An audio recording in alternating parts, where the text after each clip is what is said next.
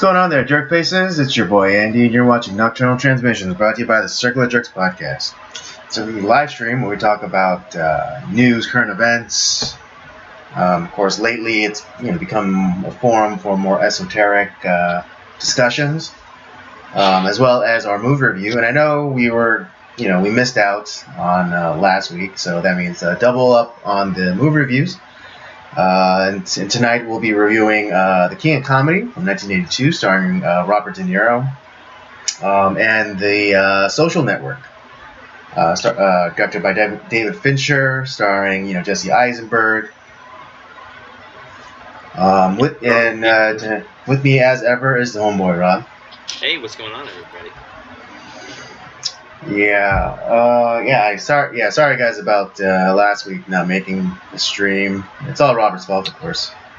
This time it is my fault. I'm so sorry. Yeah. I had some work stuff to take care of, and then right after that, I ended up having to take my wife out to something that some project that she's working on, and so yeah, it's just been last Tuesday was. I actually didn't get back home until, like 11 o'clock. It was a really late day. Yeah. So I was pretty much up from 3 a.m. to 11 p.m. That was my wow. Tuesday. That's what is that? That's more than a 12-hour day. Yeah. Oh God.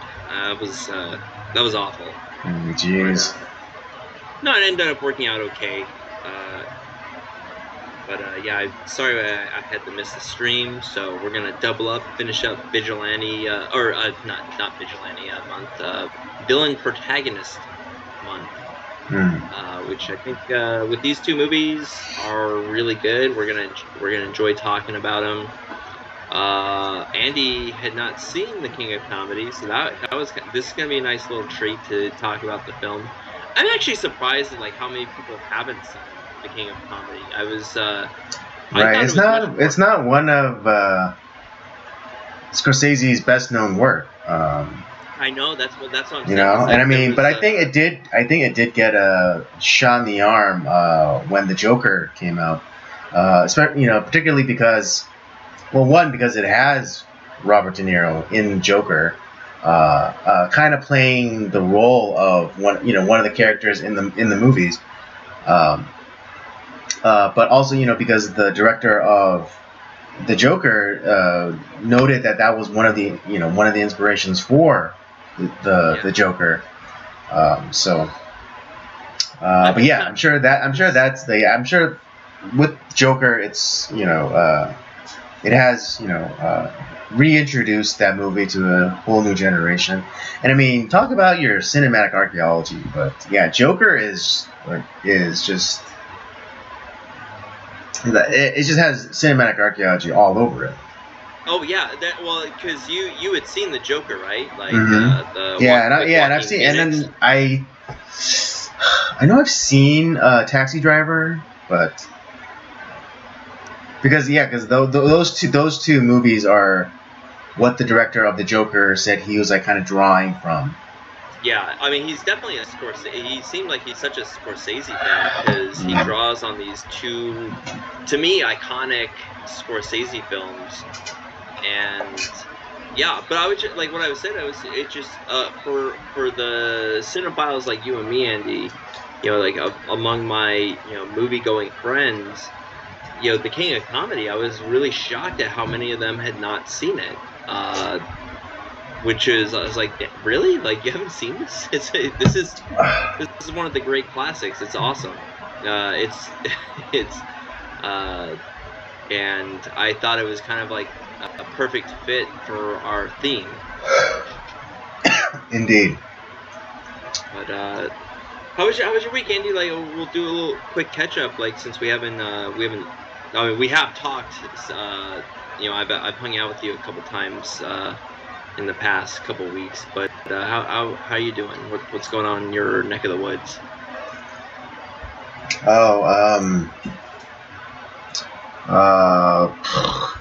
Same old, mostly.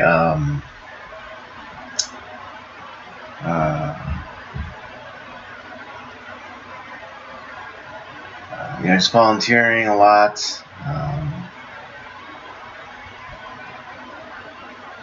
It was a friend of mine's daughter's first birthday this past weekend, so that was fun to attend. What else?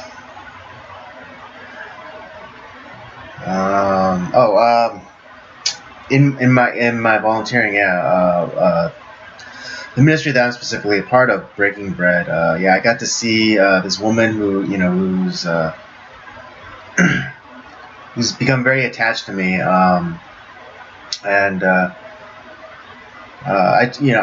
she what is it? Someone stole her wheelchair. She's a woman who suffers from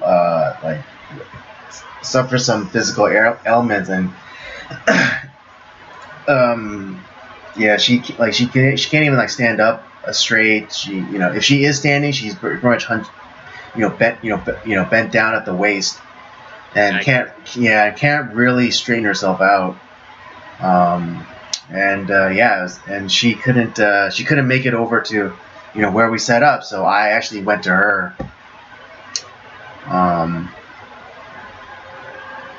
And even though she was she's being inconvenienced without by not having a means to get around.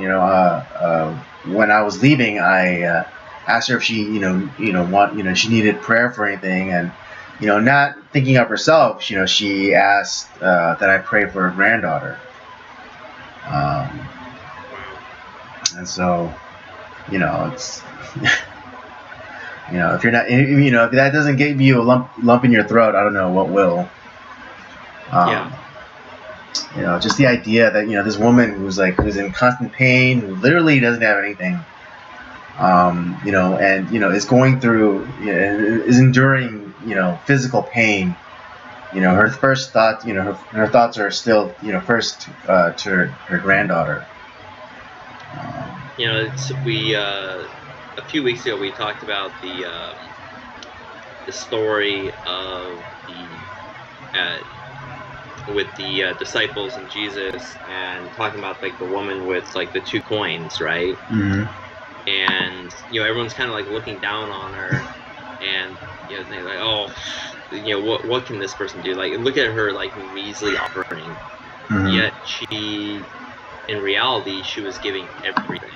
Mm-hmm. And in this woman too, it would be so easy to be really cynical and selfish.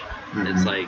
It's just thinking about my pain, my this, but that's not her outlook. Maybe, mm-hmm. I don't know. Maybe I don't know her heart or her mind. Right. Yeah. And I mean, and I'm not with her all the time, and so maybe just for my sake, she puts on a brave face. But she's constantly living with this pain. So maybe she lashes out more during the week than on the Saturday that I see her. But again, it'd be understandable. That story. I'm sorry? No, I was just like I said, but from that interaction, that mm-hmm. What you're telling me, that's what it reminds me of, and I'm kind of hoping that it is kind of that way, where she's not really always thinking about herself. It's more when it came down to it, where instead of receiving prayer for herself, she's like, no, I need you to pray for my granddaughter, or that, and that's pretty awesome. And I really, when I think about people like that, it's it's who we need to bring in? We need to bring in Joel, who's just this conduit for for Jesus to heal people. I mean, for those of you who are who are just recent to the channel, he was one of the first interviews that we did. And I mean, I'll be honest, the passion and fire that he has for God, and preaching the gospel. I mean, I follow him on IG, and he's constantly doing videos of him just proclaiming the gospel at like gas stations or on airplanes, to a literally captive audience. Which is kind of genius. In the sense, kind of, if I'm looking at it through the lens of of almost like marketing. It's like, what better place that to tell to preach the gospel than to a literally captive audience, at a plane just before you're allowed to disembark. Just get up and start preaching the gospel, and it's like, and even when he was on the podcast, he blessed us. He blessed a prayer for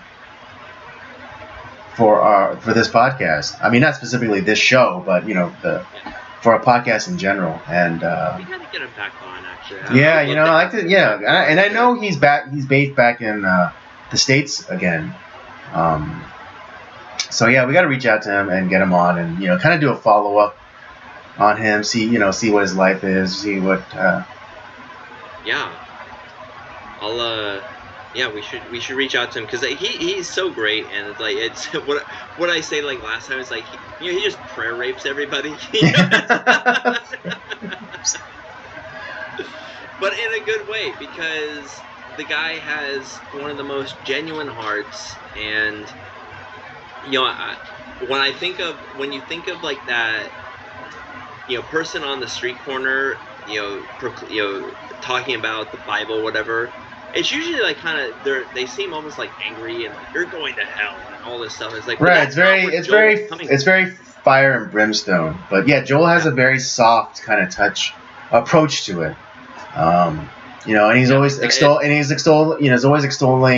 I mean, not that you can't or you shouldn't warn people about hell, but he's more about like the benefits of coming home and being a part of God's kingdom and knowing His everlasting love. He's passionate, but he's not angry.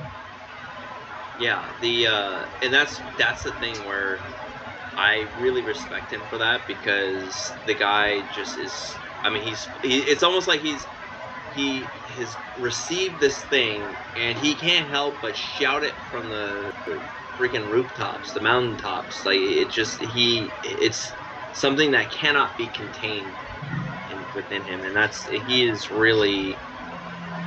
I applaud him for that. I mean, I feel the same way, but like the way I approach it is so different from him. I don't know if I was trying to do what he did, it wouldn't work. Right. I mean, especially now with probably hundreds of hours of content that we have, and it's like if we approached it the same way as him, it just seemed disingenuous. Because I think you and I don't know, we joke that we're the same person, but I think we kind of at least I would if I'm not stop me if I'm not speaking for you, but we come at it with a more like scholarly and like almost philosophical way. Where we're just we're not necessarily attacking, but we would just question the person's belief, deeply held beliefs, and just like kind of ask them questions about it. Kind of like the Socratic method, where you just ask them questions, or or another way of putting it is the Columbo method, and just kind of like play dumb and be like, so you like you like sodomy? It's like, what does a penis feel like in your butt? Yeah, exactly. So you're saying the penis goes in where the poop comes out. You feel pleasure. Oh, okay. I freaking love that. Anyway, but yeah, we do. You and I think, do come at from a more philosophical approach, and I've expressed before too, like where I'm kind of like this weird in between person, because not only like politically, but when it comes to like my faith as well. I didn't grow up at church. You know, I'm like my dad's not a pastor or anything like that. I came to my faith much later in life. Not that like I was ever like, and I was also not this person that was at like rock bottom doing drugs and like my life was radically transformed. But it was more of like, you know, God came at me with like at a more philosophical level. And when I was like curious and reaching out to like kind of figure out, you know, what the point of life is, you know, I heard about all these other religions. I was like, this is ridiculous. I don't buy what this is. But when I heard the gospel for the first time, I was like, whoa, that makes a whole lot more sense to me than anything else. And if that to me, that's who God is. And so, yeah, but like when it comes to spiritual life, you know, I go to church and I don't really feel like I belong at church, to be honest, because I'm not of the world anymore, but I understand the world. And so I don't, not that like I, you know, want to be like the world, but I understand the world and I don't hate it like everyone else does. I mean, there's a lot of things I hate in the world, but that's more of like, I hate evil, which is much more prominent nowadays than it was back when I became a Christian. And at the same time, I don't really belong in the world either because I am a believer. And it's just like I'm in this like weird in-between space at the time where like, you know, a lot of like, you know, super churchgoers don't really, you know, they kind of like look down on me. Then I'm looked at weird by like, you know, the world too, because like you're not one of us either. So I don't really know where I belong. It's like that. Thank God, you know, it's for Jesus, because at least I do belong in some sense. And it's just been, it's been a weird ride in that sense. Although I did I've been searching for a church for my wife and I to go to, and I think we finally found one. And it's, you know, it's I don't know if you know Church on the Way. Yeah. Yeah. So we started going there last week, and I think that might be the place for us. You know, it is fairly solid biblical teaching, but it has some more of the aspects that my wife likes. So that's maybe this will be like a good happy medium for the two of us. Yeah. What is it? I don't know why, but I seem to attract a lot of like I guess the rebel rousers. You know, just generally in life. I don't know why, but I do. I mean, I think I am a bit rebel rouser myself. I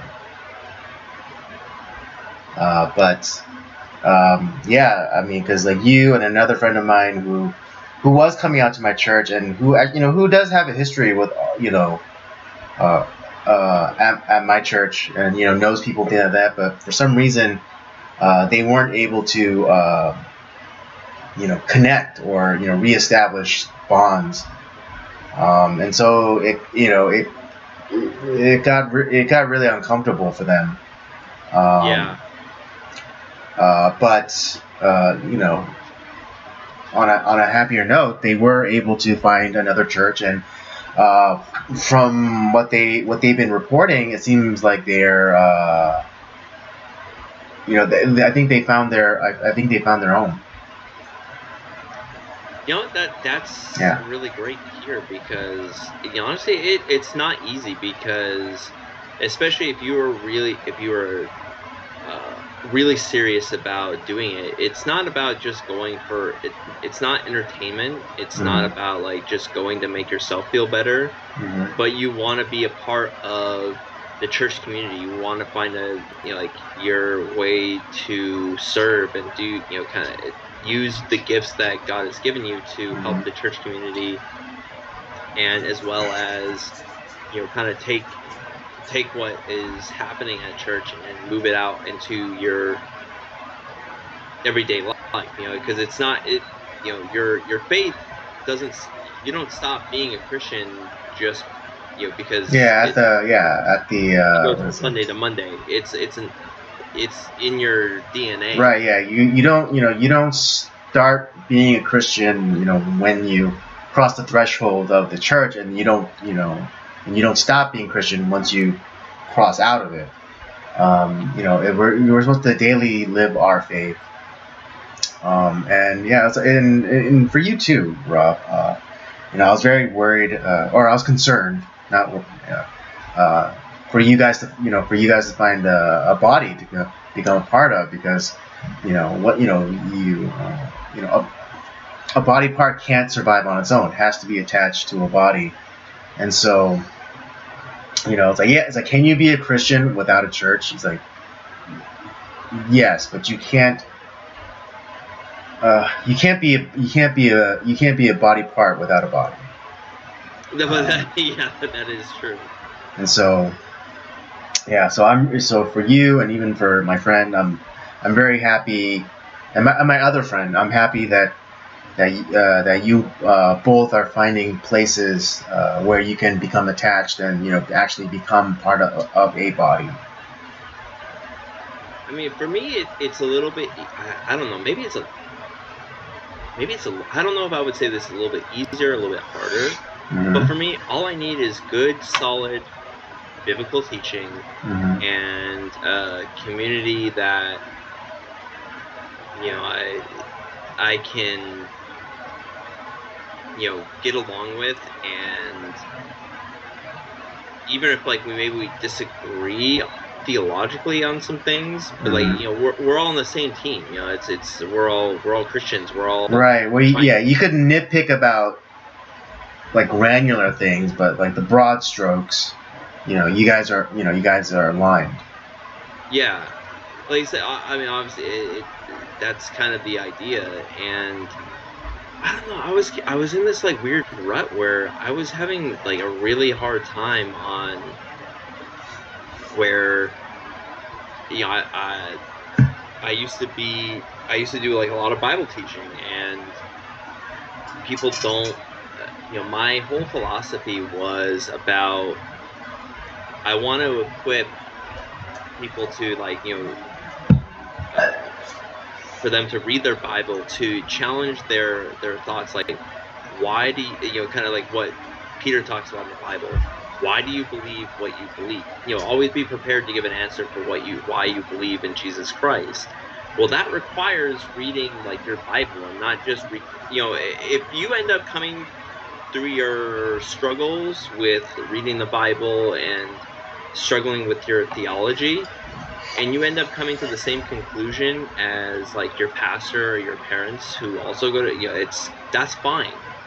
But you have to understand why you believe it, not just regurgitate oh, well, my pastor says, or my parents say, or so and so says. When you're evangelizing, no one gives a crap about that. They want to know why you believe. Why, if you can't express why you believe in this, why should they believe in it? Right. It's much the same as if someone came to you and you had a Coke in your hand, and they said, "Oh, why do you like Coke?" Then you say, "Oh, well, my mom's been drinking it since she was a kid, and so she introduced it to me, and so that's why I drink it." It's no, that's that doesn't mean anything. It's because you're only doing it because your mom's done it, or there's some sort of tradition in your family to drink Coke, and so that's why you're drinking Coke. That just doesn't suffice. It's exactly like that, and I think a lot of the problem was I think people thought that I was trying to teach them that oh, well, you need to challenge everything, and it's you need to stand up at Sunday service and just you're wrong, pastor. It's no, that's not what I'm doing. What I'm doing is because a properly equipped church is a powerful church, and yes, there is, the pastor, that's the leader that God intended us to have.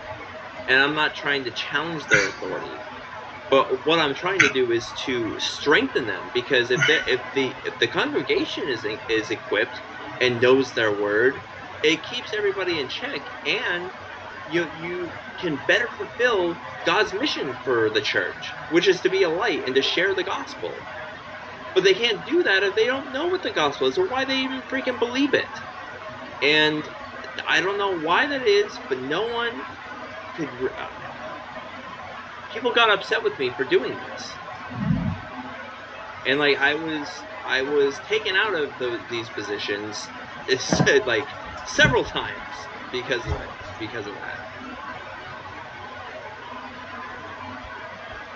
Because I don't know if I, to be honest, I don't think I could be a head pastor of a church, and I don't know if I really want to be, but I'm a pretty damn good Bible teacher, if I say so myself. I don't know, maybe people would disagree with me, but I really don't like, I didn't like what was happening, and I think that was where, I don't know if I'm going to this church now, I'm not gonna just jump into serving right away. I'm still kind of working through some of the problems I have, but I know it's important that I do get connected with a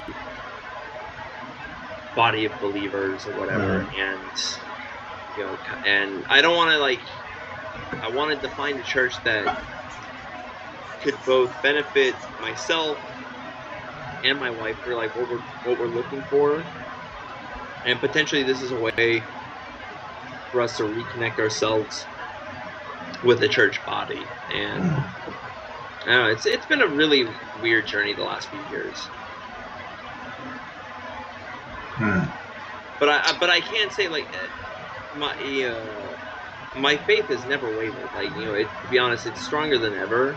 And it bothered me just as much as it is the next person, that I wasn't at church. And I said, I know you were praying for me, my wife's parents were praying for us, and it's just, I'm kind of hoping that this will be a place that I can be for a little while, and kind of get back into the groove.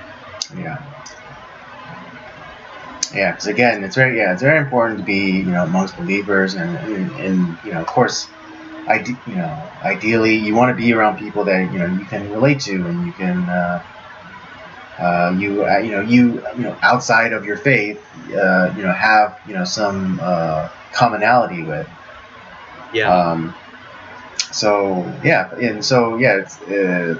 I mean, if it was the only option, and there's only, then you're from a small town or something, there's only one church, then I would recommend that you go to that church, even though, let's say you don't get along with everyone in town, but you still believe, and that's the only option for you. Then I would still say that you go to that church. I mean, if that was the case, I don't mind being an outcast at that point. It's like whatever, it's right. But I mean, yes. Right, but being that we are, in America, and having the options that we do, we can go and find a church where it does, align with, not just our, the align, in terms of what we believe, but also people that we can connect with and see ourselves, doing life together.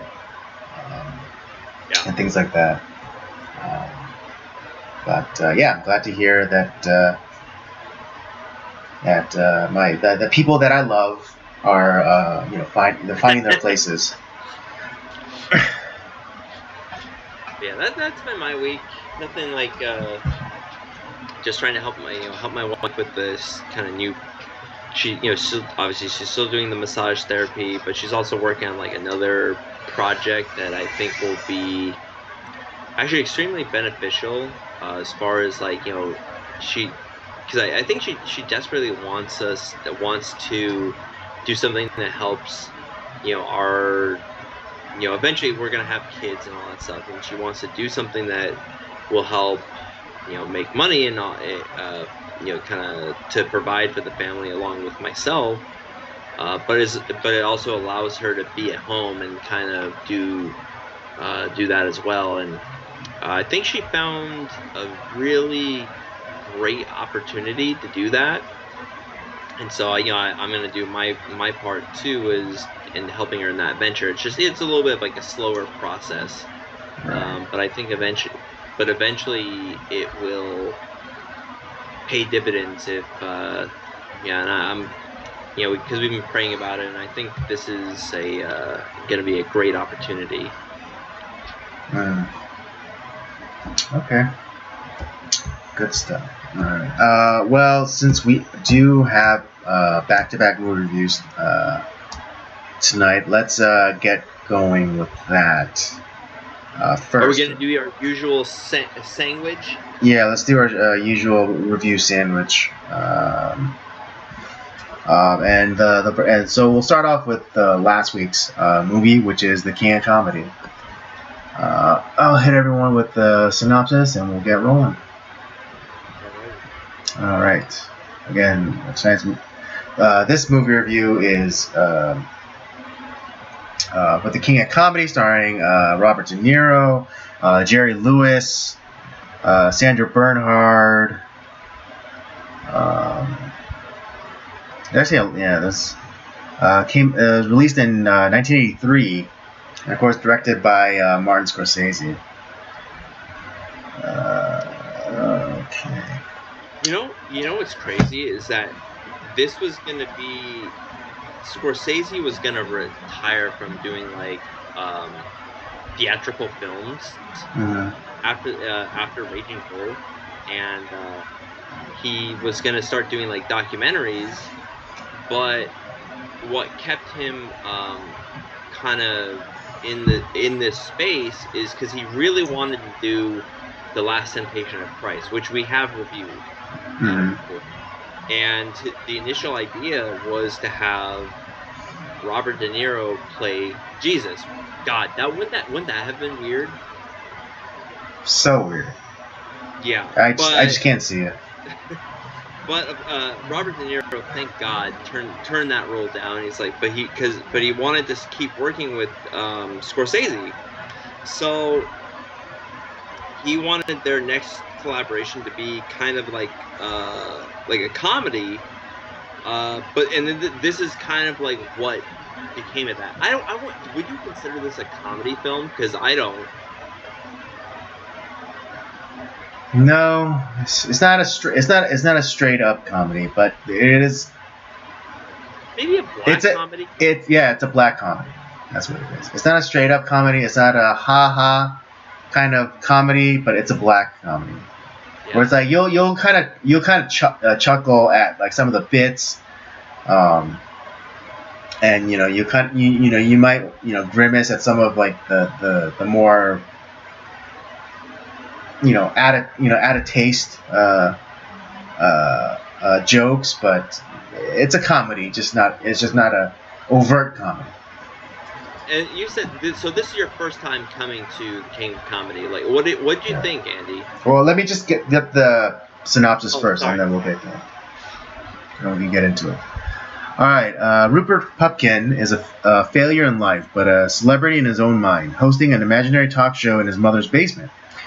When he meets actual talk show host Jerry Langford, he's convinced it will provide his big break. But Langford isn't interested in the would-be comedian. Undaunted, Pupkin effectively stalks Langford, and when that doesn't work, he kidnaps him, offering his release in exchange for a guest spot on Langford's show. What did you think of the movie? Because this is your first time coming to it. I enjoyed it. I liked the movie. I thought it was really well done. And in a bit of actually good subversion. I know I'm jumping to the end here, but we find out that he's actually decent. Yeah, that I think that's a tragedy of this thing. because so we think that the entire, because Rupert Pupkin, he is pushy, he is annoying. Right. He lacks certain social graces, and he doesn't pick up on a lot of social cues. And so we kind of think of him as kind of an imbecile. In the clinical sense of the word, not the colloquial use of just an idiot. And I don't know, like, he's crazy. Like I like, that's the thing. It's like, I don't know. Right. I mean, he has delusions of grandeur for sure. Yeah. I think some low level narcissism. Yeah. I mean, so I know I'm armchair, shrinking him right now, but what is it? Yeah, delusion of grandeur, some narcissism, low level narcissism, and and a dash of sociopathy. Like I think, like, had Rupert been a little bit more normal, and hey, listen, I get, like, trying to, like, get your way in, just to, like, get your foot in the door, to just, like, talk to someone that you maybe idolize is the wrong word, but, like, you want to emulate. You want, it's right. Like, he admires Jerry Langford. He admires. Yeah, well, and Jerry Langford is, and maybe the Jerry Langford show is Johnny Carson. But also, like, maybe, like, at a very, again, low level, like, covets Jerry Langford's life. Yes, no, of course, but he's all, he sees himself as a comedian, and when in that era, Johnny Carson was, like, that was the show, and if you were able to have a spot on Johnny Carson, you had it made, baby, because Johnny Carson was very particular in who he would allow on his show. And as a comedian, if you had a spot, that's how you got out to millions and millions of viewers. So that's kind of that's what this is playing off of. The Jerry Langford show is Johnny Carson, and was fun. I love how they had Jerry Lewis play this part, because Jerry Lewis is kind of in real life, I've heard he was a huge dick, kind of. But so I think it was kind of fun that they had him, and he was really great in this role, to be honest. That it's like this. I think, to be honest, part of me thinks that he really hated the success. Like, early, I don't think he liked the fans, and Jerry Lewis. It showed the. You're talking about Jerry Lewis. Yeah, that's right. Yeah. Well, Jerry Langford in particular. Oh, so you're talking. Okay, so you're no longer talking about Jerry Lewis, the comedian. Yeah. You're talking about Jerry. In real life, Jerry Lewis was a jerk. Yeah. But so, like, you think that the art. What is it? Art. Art is emulating real life in sense. There you go. Yeah. But imitating. But there I you think go. it was great casting for that role. And Jerry Langford, the character, I think hated his fans. Because all we see of, like, we see all the crazy freaking fans that would, like, oh, I want an autograph, it's like, and they wouldn't shut up, and they wouldn't leave him alone. And honestly, I could see, like, where that would be, like, it would really, like, erode your soul away. And it's like, I fucking want these people. I like the show that I do, but I hate these people, and I want them to go away. But, like, they're not going to go away, because, come on, you're reaching out to 60 million Americans a night, essentially, which is huge ratings. But, like, Rupert gets his foot in the door, and had he been, like, normal, which is, like, it's, sometimes you have to do something a little crazy. It's like, hey, listen, all I want to do is talk to you for 5 minutes, and, like, could you take a look at my spot? Do I have something here that could potentially be on your show at some point? And that sometimes that's what you need. Like, hey, you know what? You're not there yet, but you got something. Roll with that. That would have been what a normal person would do. But that's not Rupert Pupkin. Right. And I love how they kept fucking up his names. Like, oh, Mr. Pumpkin's here again, or like Mr.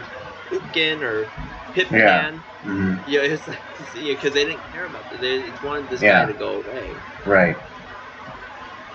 But interestingly enough,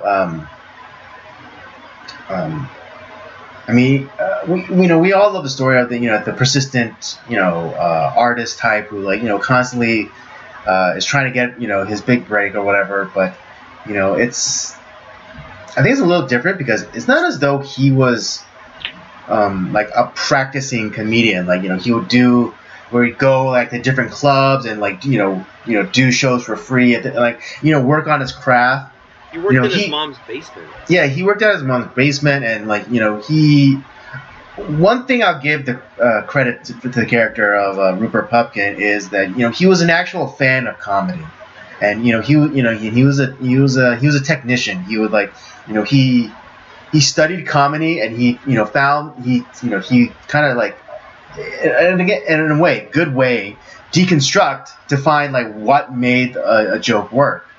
And then he would then, reverse engineer jokes like that. But he wasn't, he wasn't working on his craft. He wasn't going out and, trying new material. He wasn't getting the feedback, the in real time feedback that other comedians go through to hone their craft. Yeah, it's where what you would normally do is you trip over your dick in the comedy clubs, and you'd work your ass off, and you'd perfect your set, and and from listening to a lot of comedians that I like, I mean it's this constant process, and no matter how successful you are, there's a constant fuck, I fucked that up. It's not good. It's right. The timing was wrong, or the word usage is wrong, or just the premise of the joke is not good. Yeah, it's even the best guys. I mean, well, especially early on, but even at their most successful, they bomb at times. They're and that's part of the process. You have to, like you said, you're tripping over your own dick half the time, and. In the case like Rupert, he's never tested in front of a live audience, and so you're thinking oh, dude, this guy's material sucks. And especially if you've seen the Joker before this, you're thinking oh, because in that movie, yeah, he really does suck. He sucks. He's terrible. And it's no wonder nobody wants you on their show. It makes so much sense. And and so if you saw that before this, you're thinking oh, dude, Rupert, his material must suck, ball sack. And so and to be honest, I saw this way before I saw the Joker, and I was thinking the same thing. It's dude, his material must really suck. He's right, because what is it? He turns over a tape of of one of his sets. Not that he did at the comedy club, but he just he recorded it in his mom's basement. But even the Rupert through his secretary tells him this is something that you need to work on a little bit more. But and I thought she was just being nice, just to get him out the door, just right. Hey, you're almost there, buddy. Just go to the comedy clubs, work on your material. You're almost there. Go get him, shooter. It's one of those things, and just to kind of get him away from them. But what because this is not we're doing villain protagonist month, and this is not Andy Griffith in Bass in the Crowd, or what was the other movie we did? It's not like that. It's not that type of role. This is more of this is such a tragic villain. Because he does bad things to get what he wants, but I think he's just trying to make it, but like he doesn't know how. He doesn't have the ability to. Like you gotta work hard. He doesn't want to do the 5-step program. You know, he wants to get to step 6. Yeah. He's what DC is. So like when they're trying to hit a 5-run home run on their first movie. Mm-hmm. To catch up to Marvel. That's what they're trying. That's what Rupert Pupkin is. Mm-hmm. Yeah, but he obviously goes to some extreme lengths to achieve his goals. But I don't think. But I think that if he just took the criticism and then said, okay, I'm gonna go work on this. I'm gonna go get in front of some people and try out this material. It'd be a different movie. Now, do you think? So, I think the problem is because Jerry Langford told Rupert that he would get back with him, right? Mm-hmm. And what we end up, seeing when he goes to the waiting room, and he hears from Jerry's secretary, or like kind of like one of his top assistants. And do you think that had Jerry given him that advice over the secretary, would he have gone to the lengths that he did?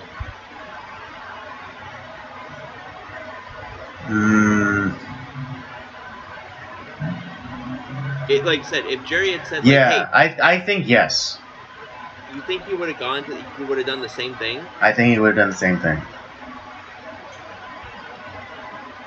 Oh man, I see. I don't think so. I think that had Jerry taken 10 minutes out of his time, and actually listen to his recording, mm-hmm. talk to him, it's like, hey, this is what's good, this is what's not good, and if you work on what's good in the comedy clubs, keep working at it, we will come back to you. And and that, I think that, to be honest, I think that's what Rupert kind of wanted a little bit, but he felt like that Jerry kept pushing him off and pushing him away, and it's kind of like he's not getting the attention that he was wanting from Jerry, and he doesn't deserve that attention, to be honest. I'm not saying that he does, but I think had Jerry is so jaded by how the fan reaction, but had he just taken the time to give the guy 10 minutes and just talk to him and listen to his thing, I don't think this movie would have happened. I think Rupert would have taken Jerry's advice. I doubt it. I mean, just given the personality type, I think it would have made him angry, which would have just I think he would have gotten. I think he would. I mean, not super violent, not he would beat him, but he would have gotten more violent to get Jerry's attention. Okay, all right. Yeah, because the whole when they decide to kidnap and stuff, and basically the only difference is they would actually have used a real gun, not necessarily it'd be loaded, but they would have used a real gun. Yeah, because that's the one thing about this film. There's not really any violence to it. I mean, you could say pointing a fake gun at somebody and kind of kidnapping. Yeah, and threatening them. Yeah, you could say that's violent. That's a kind of violence. But there isn't any straight up beating over the head or being shooting someone. But and then we later find out in the movie that he essentially gets kidnapped with a dart gun, right? Yeah, but gun, yeah, that's what it. Boy. Well, it fired little darts. But I think if Jerry was the one to come out and tell him and say, hey, this is good, this is bad, work on it, come back in a couple of years. I think that would have pushed him over, pushed him Really? Okay. to a little bit more towards violence. Because in his mind he built it up like, Jerry's really in, because like the fantasy scenes is, I think, what gives it away. It's just because he's like, because he has this he thinks that him and Jerry are like best friends, and like Jerry is being his mentor, and there's nothing that Rupert can do that'll be wrong to Jerry. But if that fantasy was burst, then I think it would just accelerate him towards using violence, not necessarily being violent, but to use violence. Now, like, Jerry owes this person nothing. Like, he doesn't owe Rupert anything. Yeah, he doesn't owe him anything. anything. Like I said, I don't blame the way that he was dealt with. That's it's you're trying to break onto like the top television show in the on country, TV. It's like he doesn't owe you 10 minutes. Mm-hmm. And honestly, even today, like there's people that still think they're like, oh well, how dare this person not like sign my book or do this, and like they think that the celebrities owe them something. It's like they really don't.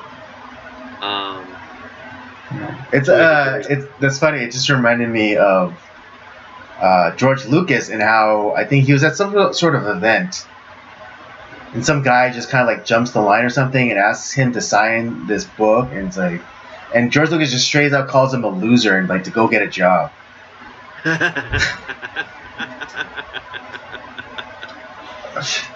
That was Rupert Pupkin, by the way. Oh man. There's another like weird thing that goes on through this movie too. Rupert is also very aggressive towards the lady at the bar. Yeah, Rita. Rita. The bartender. Rita. Yeah. That was really like, and I don't know. Did Rita like want to believe in Rupert? Like, did she? I don't know, because there's a time where like she ends up she goes out on a date with him. It gets very awkward, and she ends up going home. It's like, I'm going home, Rupert.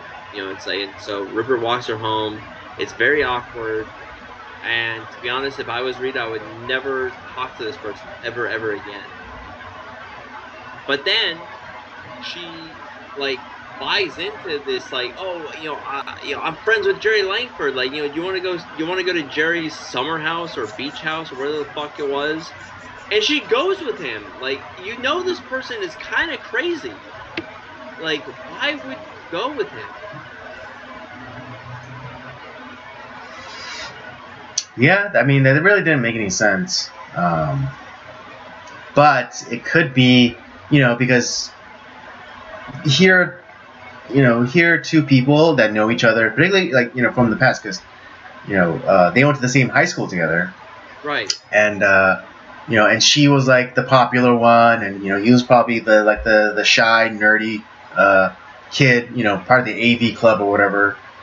And here she is, like, before, she had all the options in the world, when she was younger, but now they're both like middle age, and so now, like, here's Jerry, who's still, obviously in love with her, showing her, attention. So I think, a part of her is like, okay. It's just such a, like, that whole relationship was really weird. And even like, I think there was something that was like, she was mildly impressed when he ended up, like, as he's being arrested. It's like, and he did his set on the Jerry Langford show, and he showed her like that he was on the show. Mm-hmm. There's something that, like, in my mind, it's like it like, from the way it looks, like she was actually like kind of like, damn, he did it. Yeah. Of course, because again, like ostensibly they're both middle aged because they went to high school. They're around the same age together, and and she's working at a bar. She doesn't have a family. She doesn't have any, or at least she doesn't have any children. But then I think she does have a kid. Okay, so she has a kid, but she doesn't have a husband. No. And so here's this guy who's madly who was in love with her when they were young and it still is. And giving her some attention, giving her some time, and so I think she went with it for a little bit, but then after the what happened at Jerry Langford's house, I think she was more quick to cut ties, but then when he showed her that he actually got onto the show and that he actually made his he made his dream come true. I think it changed how it definitely changed how she saw him. Yeah. And even knowing how he maybe not be all there, with the emotional intelligence or whatever, but here's a guy who actually did what he said he was going to do.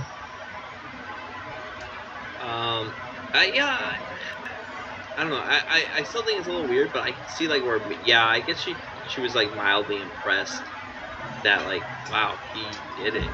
Yeah, I mean sometimes that's all it takes for a lady. Yeah, no, I don't think she knows the circumstances of how he got on there, but at least at the time. But right, but even still, I think after he got out of jail and everything, they got together. I have no doubt. Oh shit! Okay, you think you really? Oh, I have no doubt. I have no doubt. Oh man. Let's talk about Sandra Bernhardt's character, Masha. And to be honest, I actually feel like this is the character of Masha feels just that's how Sandra Bernhardt is in real life. Yeah, right. That's what I was thinking. I don't think she's acting in this movie. Yeah, I always remember her as she was one of Roseanne's friends, wasn't it? Yeah, on the show, the Roseanne show. Yeah. Yeah, it's because she kind of plays the same fucking character, just this weird, neurotic, crazy person. Mm-hmm.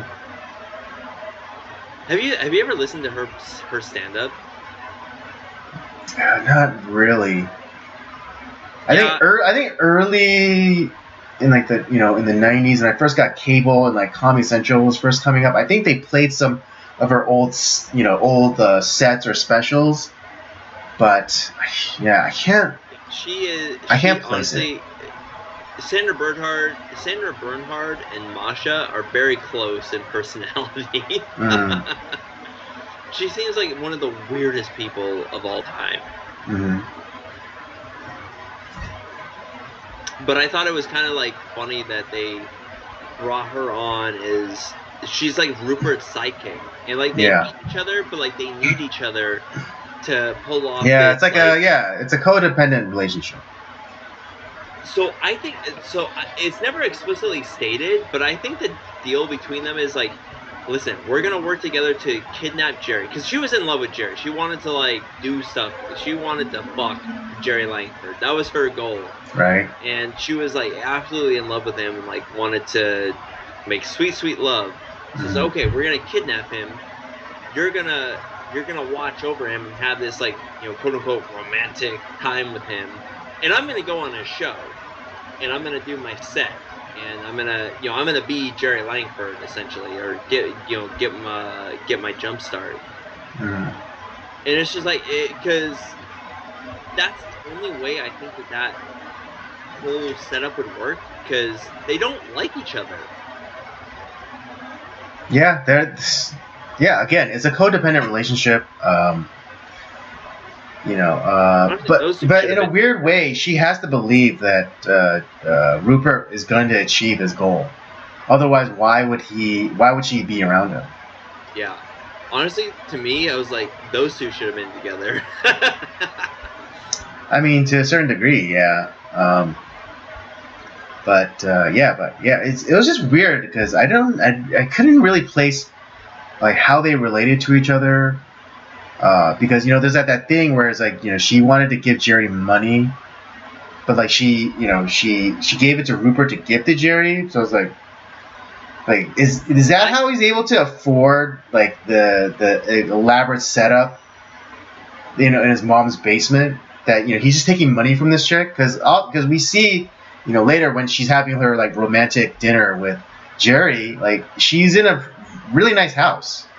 Yeah. And so she obviously comes from means. Yeah. And here's the thing is like because she has probably been like I have a feeling she has like a restraining order, or she's probably like done like what Rupert did. Mm-hmm. And she's probably broken into like the studio. It's like, or like at least that waiting area that Rupert waits in. Right. And it's like you're. Well, I mean, here. Like get out, lady. But so I mean, in the beginning of the movie, she was able to get into his limousine. To be honest though, she did. So I think she's not allowed in the building. Mm-hmm. But she like she's trying to get to Jerry. That's the thing. Is like that's the whole point. They probably told her, if you come in the building again, we will arrest you and we will send you to jail. So that's why she doesn't go in. And so she uses Rupert as like, hey, you've been going into their building. Like, they've allowed you. So would you do this for me? And yeah, she's a person of means. And I'm sure that Rupert is like kind of also like, I'm going to use her money. Like, and I'm going to get all this stuff. And like they're both kind of using each other to try to get to Jerry, and I think that it's kind of funny, and that's that they're using each other to do like the same thing, and then they end up like working together for their different mutual goals, and it kind of works, which is fucked up. It's like. This is a fucked up movie. But it's great at the same time. I have a theory that Jerry and Sandra Bernhardt's character hooked up before. Oh, okay. Like in what's it, like the characters or like in real life? No, the characters. Oh. Yeah. Okay, I gotta hear this. Because one. She lives in a really nice house, mm-hmm. And something that she probably can't afford herself. That means she comes from means, and so being someone who comes from means, that means her parents, most likely her father, given the time that this movie came out, her father was probably somewhat plugged in. Maybe he was a high-powered lawyer or something. So he was able. So. Her father was able to get within the orbit of Jerry Langford somehow, probably through some sort of contract thing or whatever. And so, she might have been introduced to Jerry, through her father, and then at some point they might have hooked up. Now, he only, she's like a crazy ex. Exactly, and just look at how she reacts, like to the point where she's sneaking into his limo, and she's chasing him down the street, and she's constantly kind of teasing the sexual thing that's going to happen between them, when they kidnap him. That screams like crazy ex. I never thought of that, but yeah, I think that makes a lot of sense. Yeah, so I think at early on they had hooked up. Now she can't get over it, and so now like how you were saying, they're using each other, and so she's using Rupert to get to Jerry. Fuck. That's actually a really good theory. I think you might be onto something there. I usually am. What do you think of Jerry Lewis as Jerry Langford? Like, did you like his character or the way it was portrayed? I thought he played it very well. And maybe it's one of those situations where he's not really acting. He's just playing himself. To be honest, I think he's playing himself. Yeah. So. Yeah. So in that way, I think yes, he did a very good job of portraying himself. Yeah, this is like, hey, lady.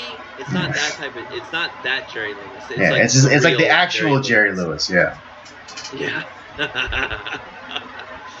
Oh man, yeah, I think that this movie is really good, and it's funny like seeing you watching it for the very first time and like bringing these theories to it that I actually had never thought of, that I think bring a lot of depth to this movie.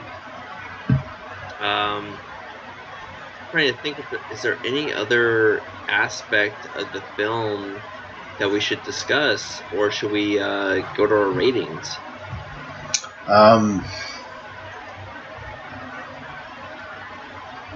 No, I don't have anything else. Yeah, I don't have like any like little like trivia tidbits other than like the one I brought up about like this actually was gonna be Scorsese's like he was done with film, and but I think it was like his Last Temptation with Christ was like kind of the project that kept him going. It's like, no, I need to make that film, and De Niro kind of like, well, I'm not gonna do that, but let's do this film, and kind of it's like I want to do a comedy with you, and this was the movie that they ended up collaborating on, and it kept Scorsese kind of moving along. And now that I think about it too, like, because Scorsese's filmography is so strange. I mean, he had like, so we all remember him as like he does these great gangster films, Mean Streets, Goodfellas, The Irishman, stuff like that. We all like those films. Casino. And then there's like Raging Bull, which we've covered, which is great. But then he has stuff like After Hours. Is it After Hours or Night Hours or something? Something like like that. Or then there's this film. There's Alice Doesn't Live Here Anymore. There's Silence. There's all these like weird like you would like, wait, Scorsese did that? You have that kind of thought in your head, like that's so weird. But I think this is one of those films that, like, when I think of it, it's like, yeah, this is Scorsese, to a T. Like, this is a great movie. But since you're the first timer, why don't you give your rating first? I'm gonna give this movie a 4. Ooh. All right. You really liked this, didn't you, Andy? I did like it. The only thing I didn't like was, I mean, I guess it didn't have to be, but what I didn't enjoy was, I wish they explained Rupert's and Sandra Bernhardt's characters. Oh yeah, we're kind of in the state. Like, oh yeah, Masha. Like, I wish they would have defined their relationship a little bit more. Yeah, I agree. That was the relationship that was a little like kind of like I wanted more from. Yeah, that was the weakest, especially if they're making these insinuations that that they know each other, and like they're like going down the laundry list. It's like, oh, remember that time I lent you that album and blah blah blah blah blah. I even say they had to give me money. And it's just like, I mean, yeah, you can maybe infer some things, but it's just I think the connection between Rupert and Masha was just weak. Which but it could have been stronger. Yeah, and I felt the same way too. Also about like Rita and Rupert. It was just, it's like I needed a little bit more. I'm gonna come under you just a little bit. I'm gonna go 3.5. Because like I wanted a little bit more on some of like the weird the side relationships, like in like how those played out, and but overall, I think this movie is great. I think this is a Scorsese classic, and obviously it's been used in The Joker. So that was a strong inspiration, along with Taxi Driver, which is another that's another Scorsese classic. Like when you think of great films, Taxi Driver is right up there. And this is also like the time where Scorsese would like kind of make like appearances in the film too. Like he did it. He made an appearance in this one too. He did it in Taxi Driver. He did it in this film. So it's yeah, it's kind of. I think this is a great classic that everyone should watch, and I'd recommend watching this film before you watch The Joker. But maybe it doesn't really matter, to be honest.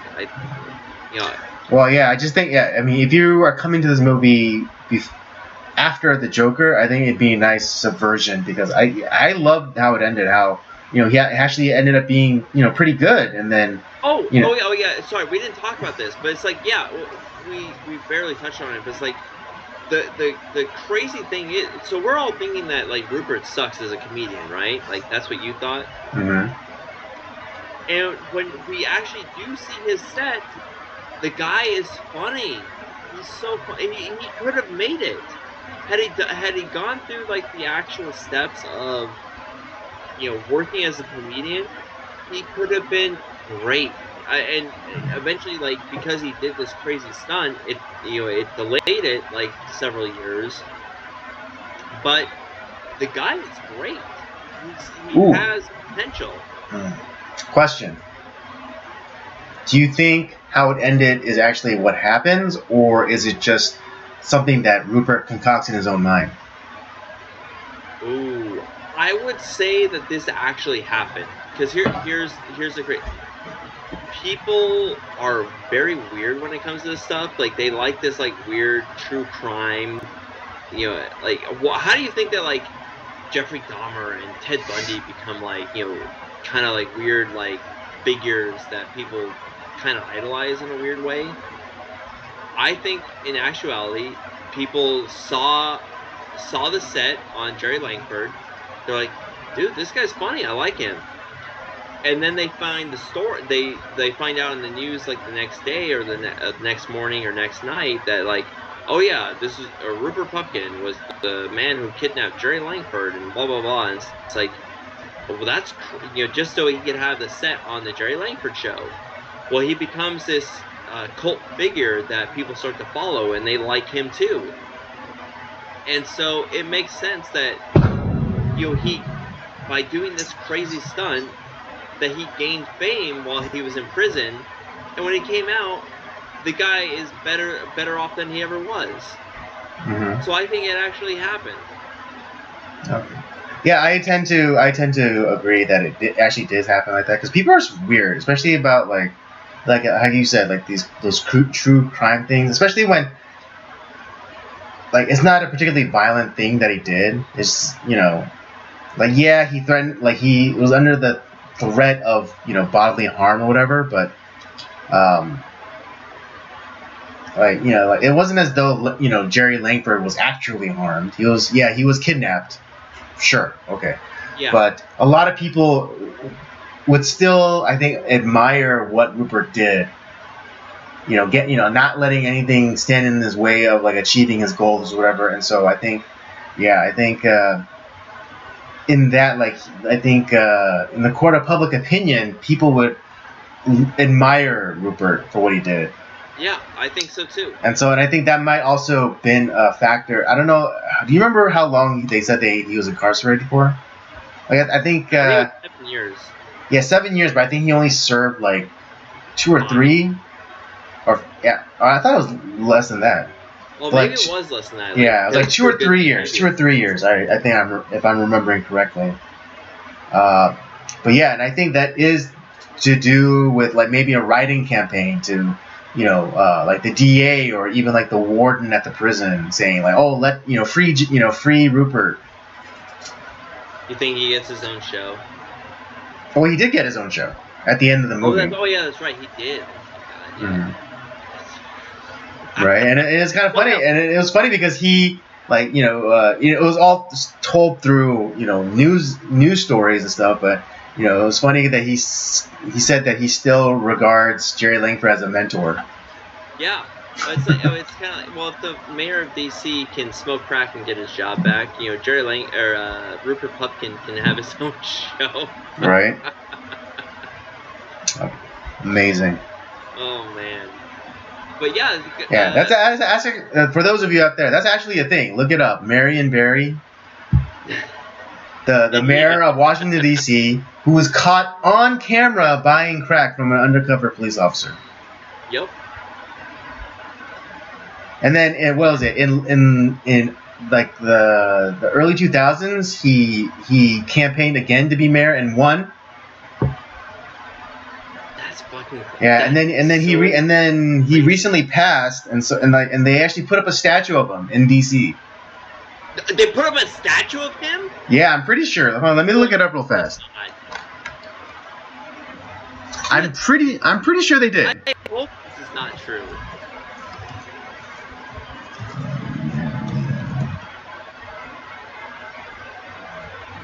Barry statue.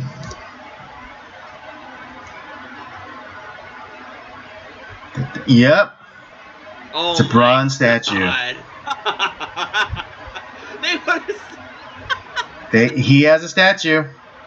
Honestly, DC deserves everything that it gets at this point. God, what the fuck? We're gonna tear down like some actual like historical figure statues, but we're gonna put up one of Marion fucking Barry. Jesus Christ! Oh my God. Yep. Good night. All right. All right, folks. That was our review for The Canned Comedy. I give it a 4. Robbie gives it a 3.5. Definitely a movie to watch. Oh yeah. And when you watch it, you'll definitely see the influences for the Joker. If you've seen the Joker.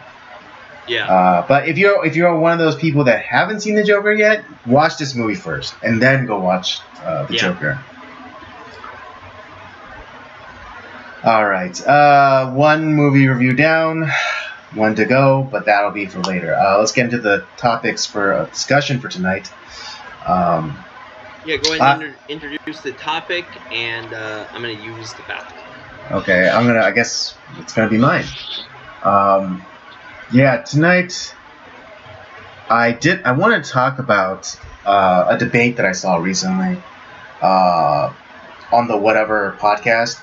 For those of you who don't know, the Whatever podcast, it's a pretty popular podcast that they live stream on YouTube, and it's a dating podcast, and so they bring on a panel of the host brings on a panel of women, and sometimes, oh gosh, sorry guys, it's Baghdad outside my window, I guess,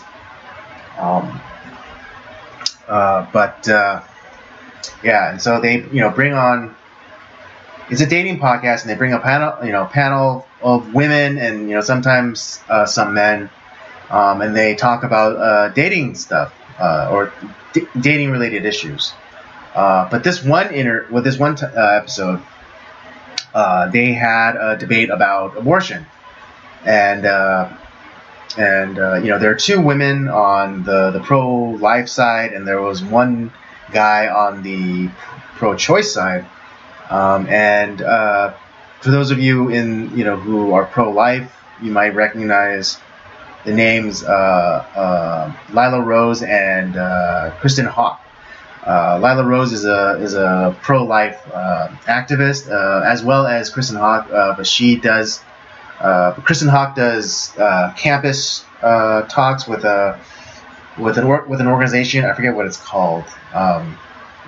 But yeah, they represented the pro-life side, and then you had, pretty famous streamer by the name of Destiny, who represented the pro-choice side. And the podcast goes for about 4 hours. And I did want to go back and check it out, but life gets in the way.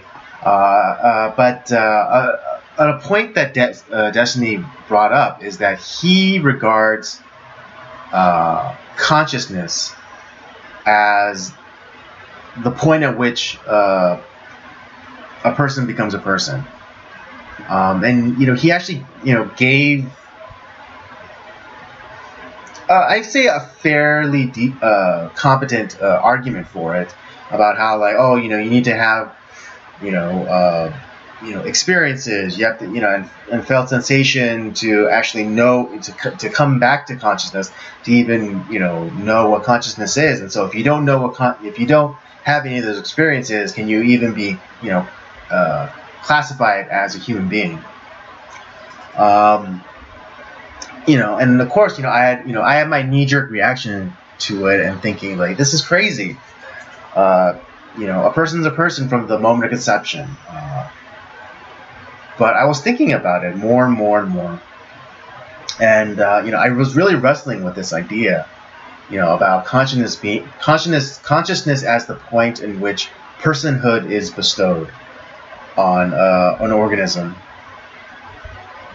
I chewed this one down to the marrow, guys. I really did. But ultimately, I concluded that consciousness is unacceptable as a point at which personhood could be conferred, because it's a completely arbitrary line.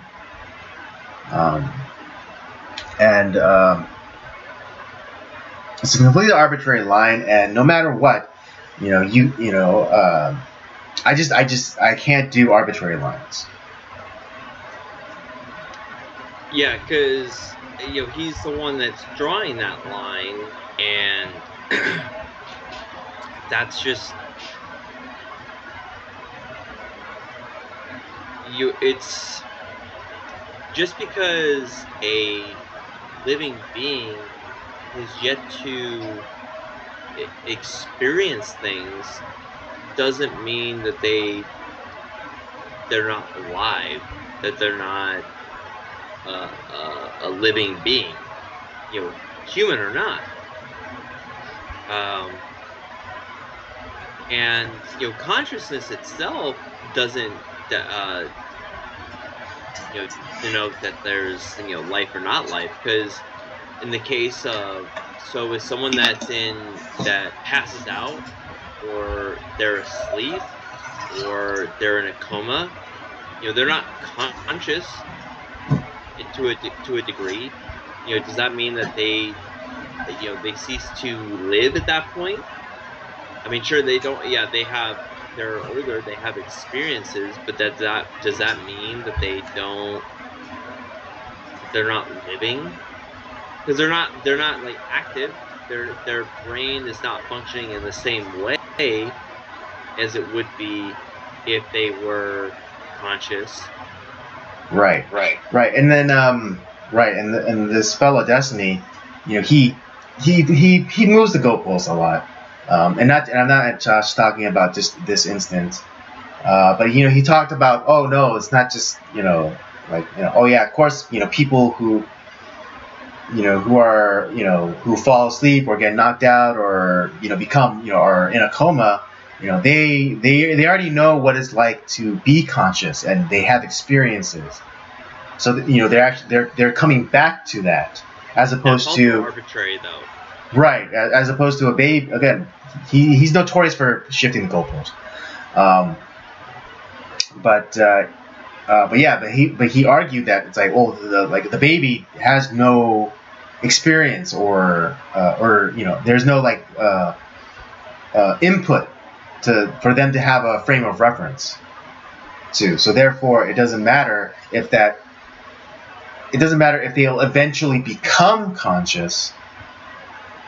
If they don't have the experience of it prior, then it doesn't count, essentially. Yeah, it's just that's just too. That's not. It's a interesting. I'll give it this. It's an interesting argument. It's one of the better ones that I have heard. Which is why it stuck with me, because it really made me wrestle with why I believe that life begins at conception. And so I think even though I don't agree with him on 99% of the things that he agrees upon, or his political takes, or or this take about abortion, he did bring up a very challenging idea for me to wrestle with, and ultimately reaffirm my stance on when a life is a life. Yeah. And yeah, like I said, it was an interesting take. I wouldn't say that like it's not it's just a stupid argument, doesn't make any sense. It's like it's actually well thought out. The guy has he did make a interesting argument on a side that I do not agree with. Mm-hmm. And like I said, it did challenge you and me to think about like, well, why? That's interesting. But ultimately, what ended up happening is like, yeah, no, I don't agree with that, because you were saying like, okay, consciousness is like where life actually begins, but who's the one that denotes like what consciousness is? Like, just so is it experience? Does that make you conscious? No. Where is that starting line? And people want to draw that starting line like wherever. And when it comes down to it, the starting line is like right from the beginning, like where life happens, because at conception, because if left unmolested, that is going to become a life. And we've talked previously about how if it was, let's say if it was an animal, because everyone loves animals for the most part. Like if someone was trying to abort dog fetuses or cats or what have you, people wouldn't stand for that. The majority, at least. Yeah. Like, some people like would be like, who gives a shit? Mm-hmm. But those people who would try to stop that, when you say, okay, well, let's stop human abortion. No, man. That's not what I signed up for. Right, yeah. And again, that's not, again, and that would be an arbitrary line, because, like you're against animal abortion, but you're not, but you're for human abortion. Yeah. And it's, I mean, I'm not saying that, that arbitrary lines are bad, because we all have to start somewhere. I mean, even like with the whole, 18 being the age of majority, which is kind of, which is ridiculous, because I mean, especially now, like even when you reach the age of majority, you can't even drink a beer, or and now you can't even buy cigarettes in certain states, which is also insane. Yeah, but at the age of majority, you can go and fight in a war. Fuck that. Yeah, and I mean nowadays, like everyone is pretty much unanimously agrees that a person's full frontal lobe doesn't fully form until they're 25. So should we then shift the arbitrary line to 25 then? Maybe. At least that makes more sense to do than just arbitrarily saying, okay, you're 18 now, you're an adult. Yeah. Because at least there's like some scientific rationale behind, like, oh yeah, because a person's frontal cortex isn't fully formed until they're 25, and like they can't make decisions and blah blah blah blah blah. Maybe I should become a Jew so I can be a man at 13. There you go. So it becomes like this arbitrary point. And I mean, they're basically, and the whole argument is, God, I lost my train of thought.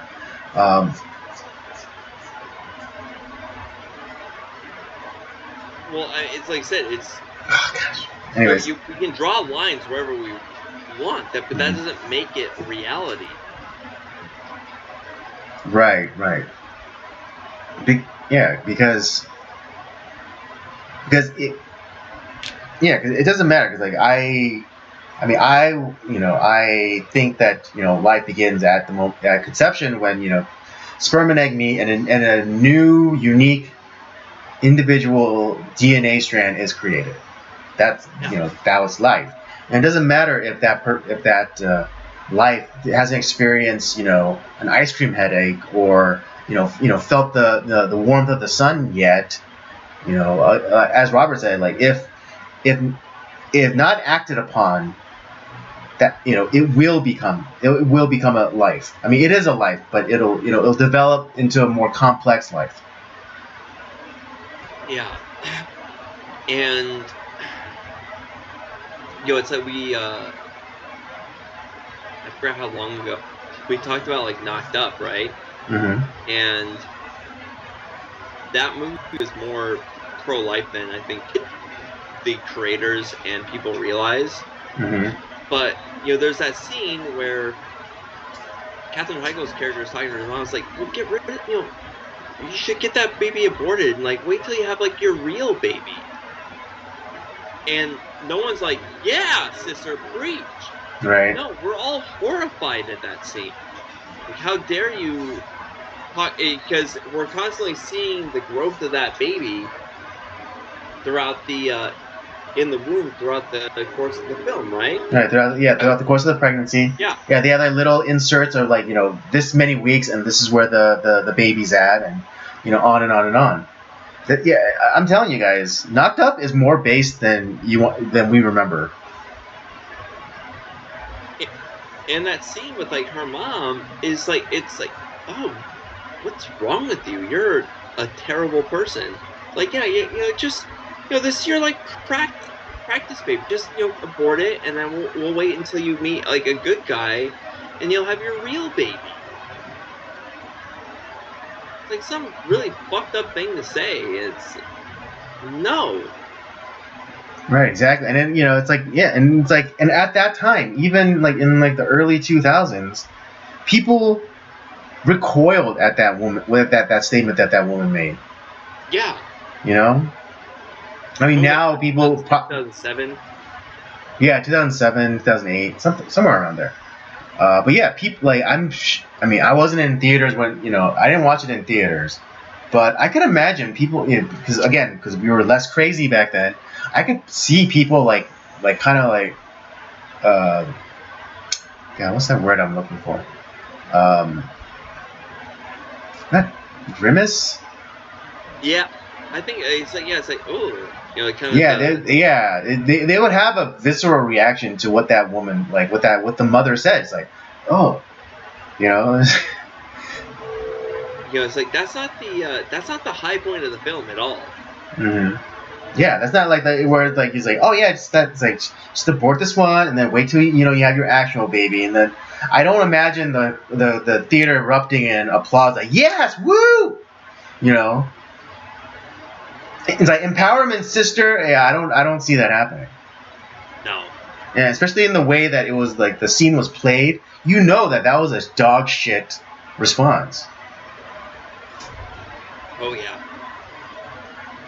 So it's it's kind of the same thing with the arbitrary lines, like how the life starts here, the life starts there. It's like no, the life starts right like when at conception. It's like new DNA is created almost automatically. Yeah. And it starts to multiply and grow, and it's a beautiful thing. Right.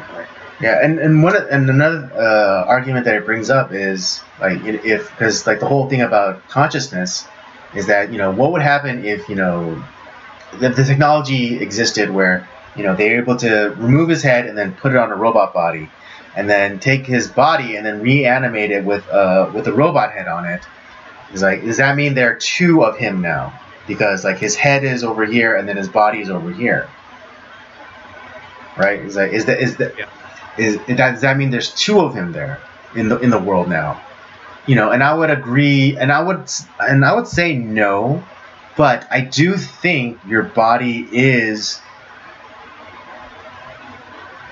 just as important as your mind, because even if you die, or the worst case scenario, let's say you were murdered. Okay. Right. Let's say you were murdered and like the killer decapitated your head. cut off your head, cut off your hands, and just left your body. Like if DNA was still on it, they could take that DNA and still identify you, person. Right.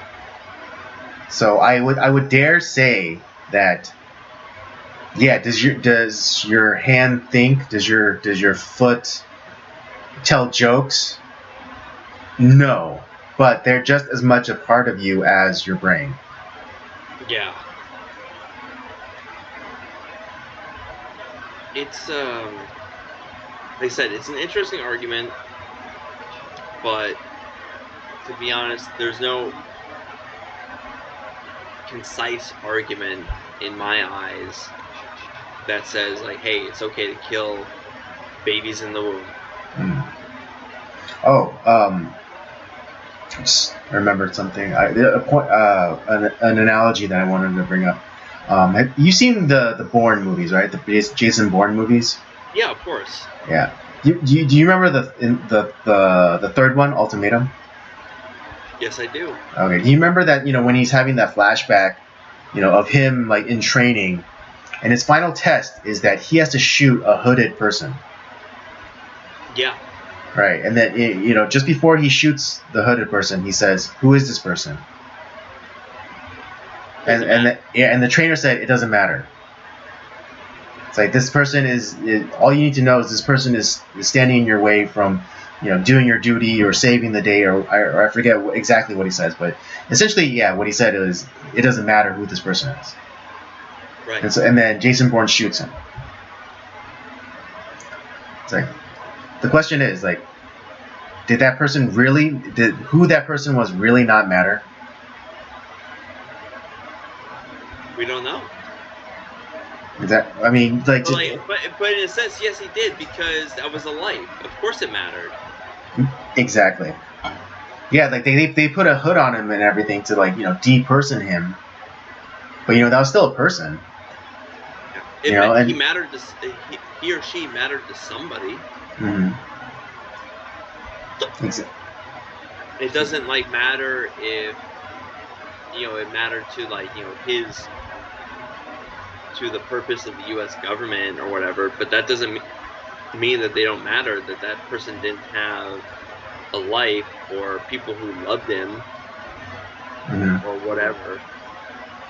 Yeah, a question that he in the debate, a question that Destiny tried to get away from was this question about kind of erring on the side of caution, and the pro-life, one of the pro-life women, I think it was Kristen Hawk, she gave the analogies like, let's say you're driving down the road and then you saw like this thing in the road, and it was either a cat or it was a cat or it was a trash bag. It's like what do you do? Like, well, you probably err on the side of caution and not try to run it over. Exactly. And why wouldn't you just run over the cat? Because you don't want to run over a living being. There you go. If you can avoid it. There you go. And that's the question that he doesn't really answer. Like, it was posed, but but again, it was like another, because Destiny's really good at reframing and moving the goalpost. Deflecting. Yeah, deflecting. There you go, deflecting. And so that's the question that he didn't answer. Why wouldn't you take an abundance of caution? If I were to put down a box and I said, Robert, stomp on this box, and then you raise your foot, and right before you bring your foot down, I said, there might be a cat in here. I'm not going to put my foot down on the box. And I would think that most people wouldn't, because they don't want to be responsible for ending an innocent life. And so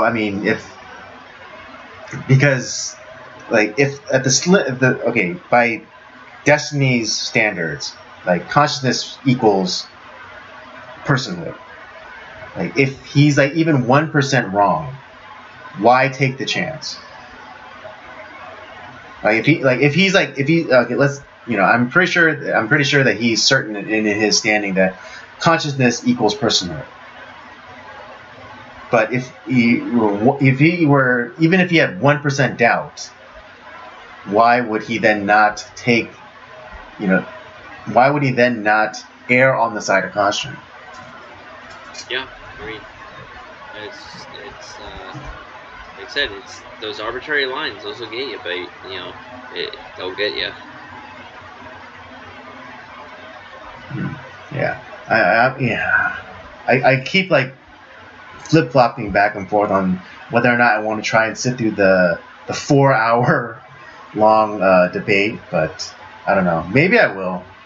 Just so I could have full like context, because I came in and out because I was doing something and I wasn't able to give it my full attention, but I might try and go watch the full like 4 hours. I think you should. Just because I think that this debate impacted you a lot. I know it is a slog to get through it. It's 4 hours, but I think it would probably give further context to the opposing side, and it'll be interesting to see how what our side would oppose that. I do think it was a handicap for that woman, Kristen Hawk, to be honest, because from what I can tell, she was getting all up in her emotions. And I think she was derailing the debate a bit. Yeah, and see that's a shame too, because you don't have to be emotional about this. Like it's just the science and reality show that our side is right. We don't. It's cruel. It's really cruel, and you're ending a life. As much as as scary as that is, and I think there's a lot of people deep down that I celebrate it. It's great. It's the best thing that ever happened to me. But those people are also some of the most unhappy people on the planet. They're very good at masking that, but they're not really happy. Mm-hmm. Indeed. All right, let's move on to the next topic for discussion tonight. So we're gonna be talking about the most recent James O'Keefe. I guess his infiltration. It's I'm just so surprised how this guy keeps finding a way to really kind of blow the door open on these corrupt companies and news media, government, and how he just finds a way to get himself in there, because his most recent expose was he was dealing with a BlackRock. Was he an executive, or he was pretty high up in the company? Something like that, yeah. And BlackRock is it's kind of like this. It's been in the. It's an investment house. Been in the vernacular lately because they are kind of trying to take over a whole bunch of shit. Yeah, I mean, they're an investment group, and they do speculations, and they buy assets, they buy stocks and things like that. And they're not. They are behind the whole ESG scores. Right, because they're using their leverage as majority stakeholders or whatever to push like ESG. And for those of you who don't know what ESG is, that is environmental something governance. Environmental social governance score. Yeah, I think that's there you go. I want to say that's what it stands for. Mm-hmm. And that you're to a certain element of us, like, that sounds horrifying. Right. For more clarification, it's what's behind all of the woke crap that's going on in companies. So like, you push for like, tuck bathing suits, trans stuff, global homo, Budweiser, Dylan Mulvaney stuff, that kind of thing. Yeah. Oh, also, the new like criteria for Best Picture nominations for Academy Awards now, where it's like, a certain percentage of, the cast and crew have to be, minorities or people or colored people, et cetera, et cetera. So, yeah, these people are behind the good majority of that, and so their practices are awful, as you can imagine, and we all kind of know that they're like behind a lot of this stuff, but it's kind of like one of those things where it's like it's almost like sand in your pond. Like you can't really grab it. Yeah, you can't really define it, hold on to it, but it's there. And then James O'Keefe comes in and like that dude is probably gay, so he probably had like some super hot stud. He claims it was a woman. Was it a woman? He claims it was a woman. Just really quickly though, he self-owned himself because he used the meme out of without proper understanding of the context. And so the meme, or like the meme that he tried to use, was something from South Park. And what it was is a cop that goes undercover as a hooker, but does all the gay stuff after he does all the gay stuff first and then busts them. Yeah.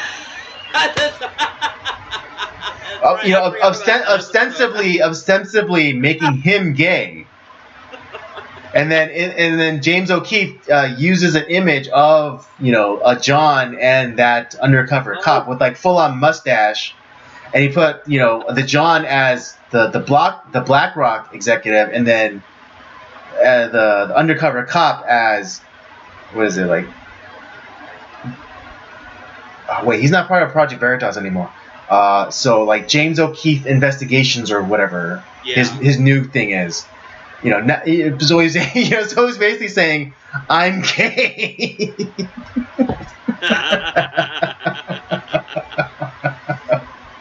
Oh my God. It's fucking hilarious. I'm sorry, it so is, but like time after time after time, this guy gets these guys to spill the fucking beans. And like I said, they're like one like tequila sunrise away from just like spilling their guts. Mm-hmm. It's all these, and why is it always like these like super like either effeminate or like totally gay dudes that are like with these companies? Dude, I'm telling you, those guys are the weak points. Those with, not to specifically call, definitely not to specifically call it the homos, but people with sin are very easy to. People with sin are weak. He finds the bottoms. Well, no, not even that, but just like people with sin. So like like your homos are your obvious targets, but then also just like kind of like the lonely men, because they're it's not all just homos. True. there were multiple Project Veritas drops where you could, it's clear that it's a woman talking to, a worker or whatever. So yeah, it's not all just the homos, but anyone like who has a weakness, like whether it be for box or for butthole, it makes you weak, and it makes you vulnerable, and it makes you an easy target. But yeah, it's so pretty much everything that you maybe think, like if there's anything you've heard about like BlackRock and like some of the stuff that they're into, and it's like that sounds horrible. Well, it's all true. It really is. It's just like, and for people like Andy and me, it's like, well, it's just more of like, we kind of knew that, but like here's some confirmation. And of course, like they're gonna say like, oh, this guy was a strange employee who he was. Right, they'll definitely try to minimize it, saying like, oh, he wasn't like that important to the company, and like he was, he basically just refilled the pencil boxes. Yeah, which is all bullshit, of course. Mm-hmm. Because that dude was pretty high up in the company. Like he was, I don't know if he was like an executive, but he was in the know. Right. Yeah, he was in the upper echelons of the company. Also, yeah, if you're trying to buy a house and everything is like ridiculously expensive, you can thank BlackRock for them too, yeah. because they're buying up a lot of the single family houses and just holding on to them and not having them on the market. Which is one of the reasons why we're having a housing shortage. Because this is what they are attached with the World Economic Forum, who don't want you to own anything, and they want you to rent, and they want you to like live in a shack and eat your yeah. They want you to live in a human honeycomb, and by that I mean apartment buildings. Yeah. They want you to, not own anything. They don't want you to own anything. They want you to little boy. They want you to Sophie choice whether you bathe yourself or you wash your clothes. It's always a tough decision. Yeah, I mean, for those of you who don't remember, but there was this thing in California that I don't know if it actually passed, but it was basically limit the water usage, so you're only allowed. What was it? Like 50 liters or something? Or no, 50 gallons. No. Gallons or liters, I forget which. But basically, only enough water to either wash your clothes, run your, your washer, or bathe yourself.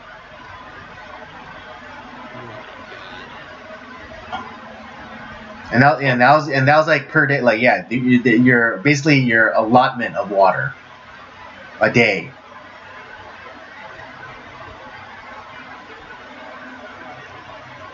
Fucking yeah, I don't know. Fuck the state sometimes. I don't. I think it's beyond saving. Yeah, but that just means we'll get we can buy stuff for cheaper. Because they're gonna get to the point that they're gonna be so desperate that someone can just come in with like $5 and they could buy the governor's mansion. Yeah, at this point, but honestly, that might be $5 too much. Maybe. But then the exciting part would be like what you could do with it. Because I think I mean, you ride through it or you build through it. Yeah. So I mean, yeah, because right now there's nothing really we can do. Being in a one-party state, essentially, we just have to wait for the collapse. That's the thing. What we're going through is going to last until we end that. Yeah, or it just implodes on itself. Oh, that could be too. Yeah. Okay. Because I had a quick topic that does fall kind of in line with the idea of don't spill the beans, but you remember the sub accident? Oh yeah. Do I ever? Yeah. Well, yeah. Apparently, there was this sub that was built pretty shoddily, and it went down and it imploded. Days before when it supposedly happened. But an interesting angle I want to come at it is regulations. Okay. Yeah. I think that they could use this incident to regulate. Basically, they want to regulate exploration. They want to make it so that the government is the only one who's allowed to go and explore. So no more private, explorations, which the legislation that they draft will apply to deep sea exploration, but I think it could also apply to space exploration. So you think that this was allowed to happen where no private exploration can ever happen? Yes.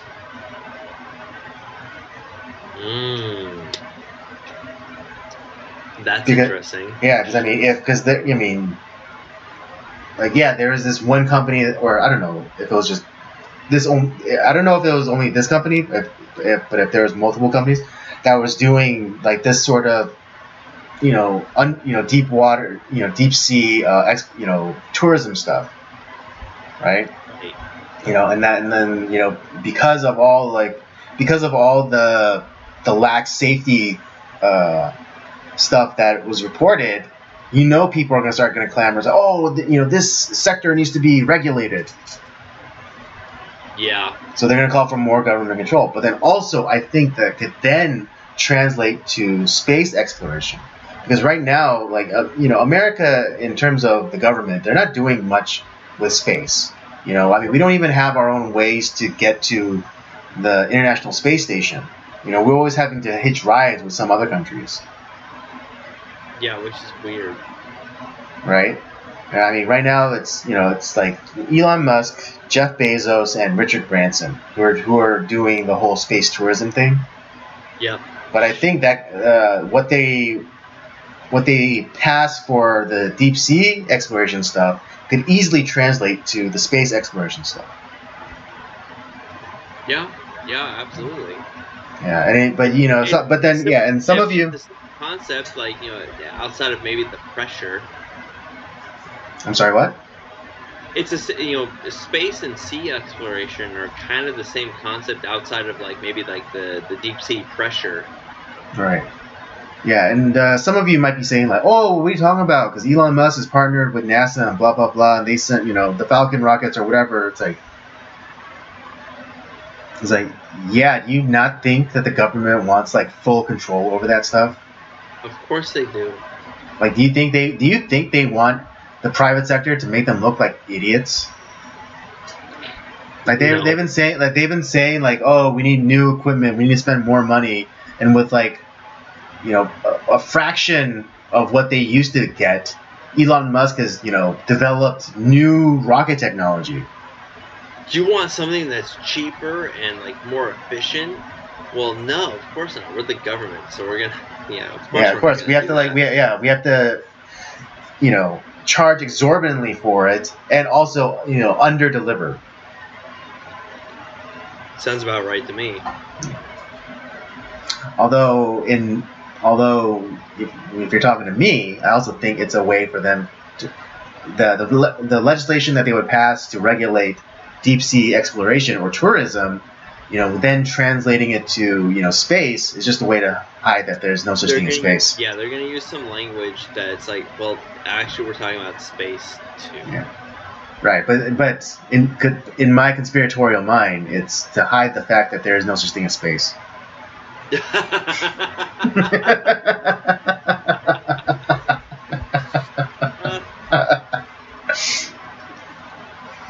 No, and to hide that, and to keep it undercover that the world is flat. Oh.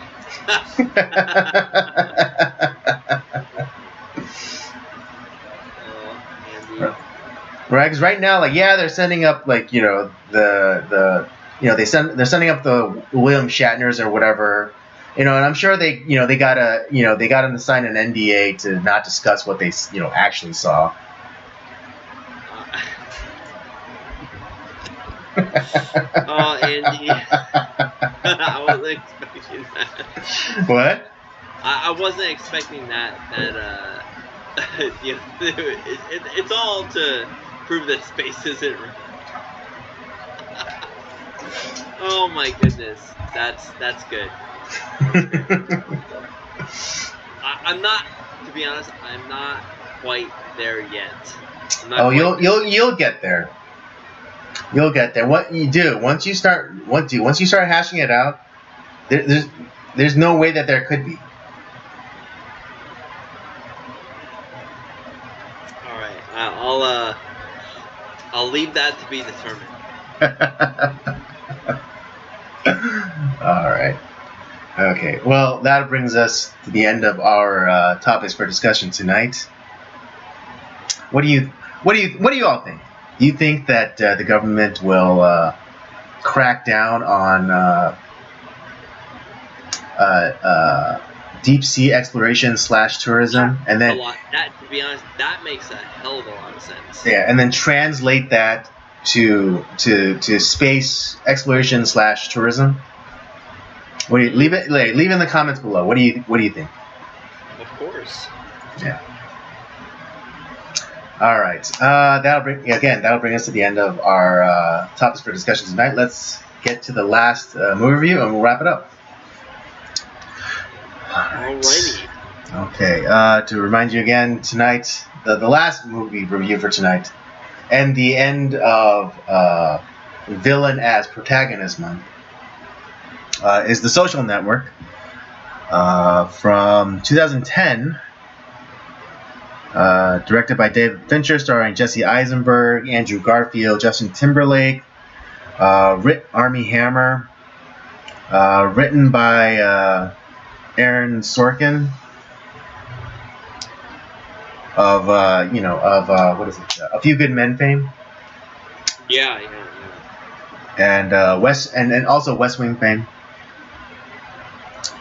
Trent Reznor was one of the composers of the film. That's right.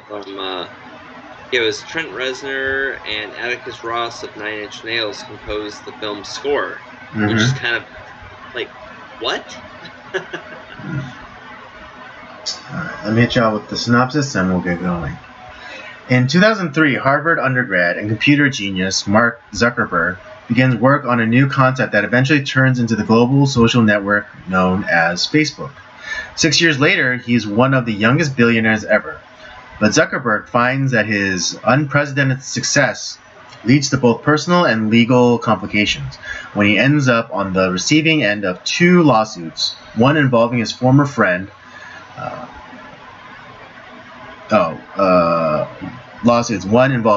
his former friend, based on the book The Accidental Billionaires. I didn't know that. Well, I chose this film one because it does have a villain protagonist. But I also thought it was kind of there was something that I heard about this film that really intrigued me, and once I heard it and when I rewatched it, I was like, I felt like, oh wow, this is exactly what they were going for. And when you watch this film, Andy, did you think of another really famous film that we have also covered on the show when you watch the Social Network?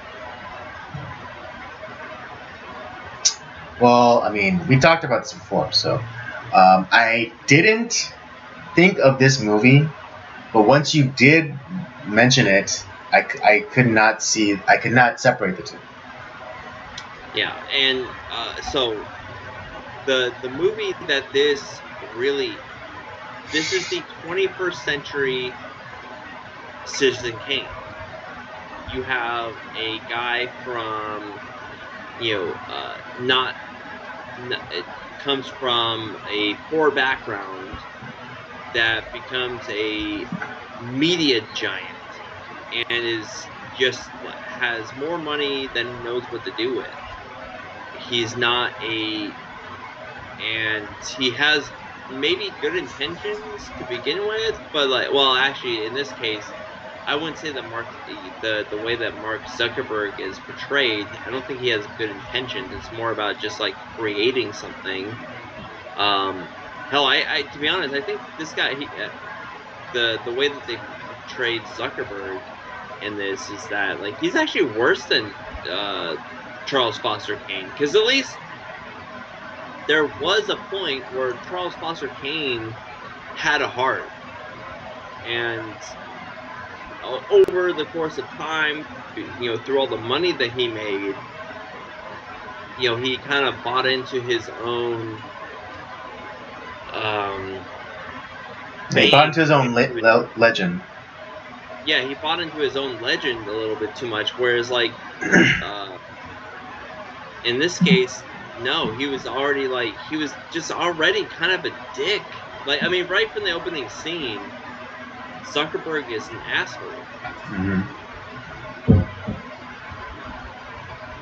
But other than that, like, I mean, think about it. Like, he runs this, giant, money-making media venture, and the story is also not told. It's not like we're not following Zuckerberg. We're not following a certain character. We are following the stories that people are telling about, like, the actual event. Right. It's a little non-linear storytelling. Yeah, and it kind of follows the pattern of Citizen Kane, mm-hmm. which is right. Brilliant, because no one else has done that. No one else has really tried to follow that same storytelling vein mm-hmm. that structure Kane does. And this one, I think, is pretty damn close, and I think they hold it off. Was this your? When did you first come to The Social Network, Andy? Well, I mean,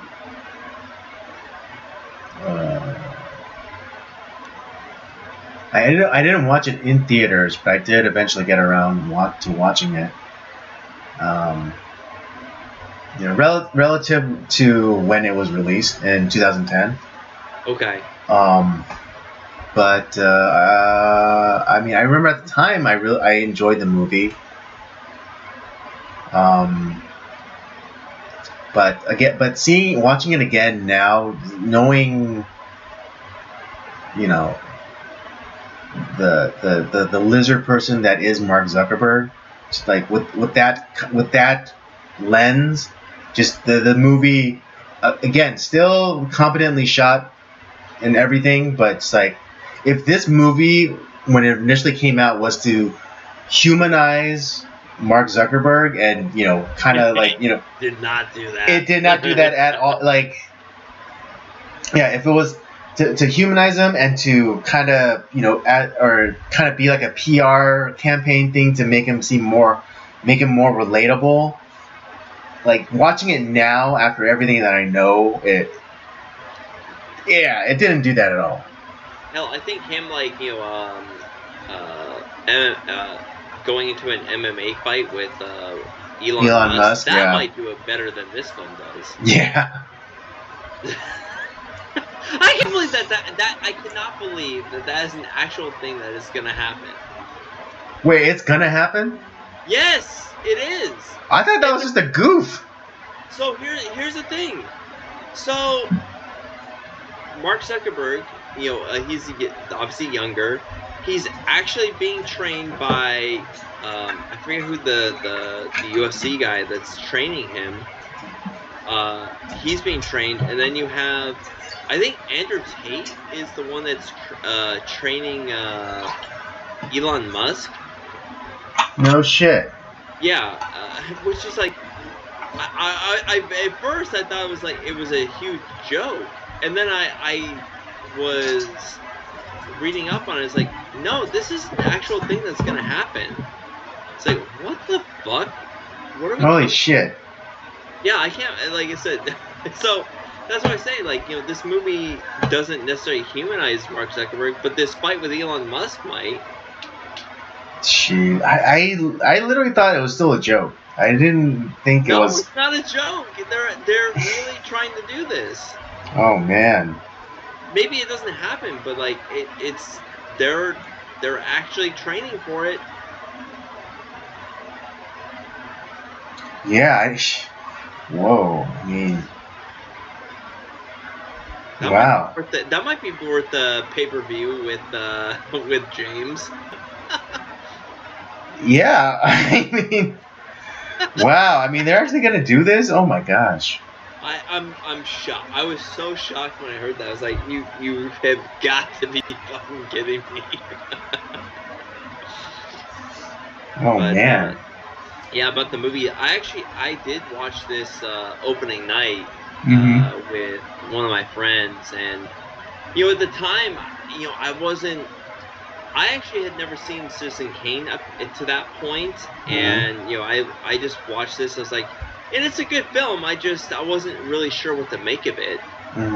But as time has gone on, and like my movie prowess has grown, I realize how revolutionary, to a degree, that this film is, because when you think of Citizen Kane, like, no one's really been able to emulate that in any sort of way until this movie.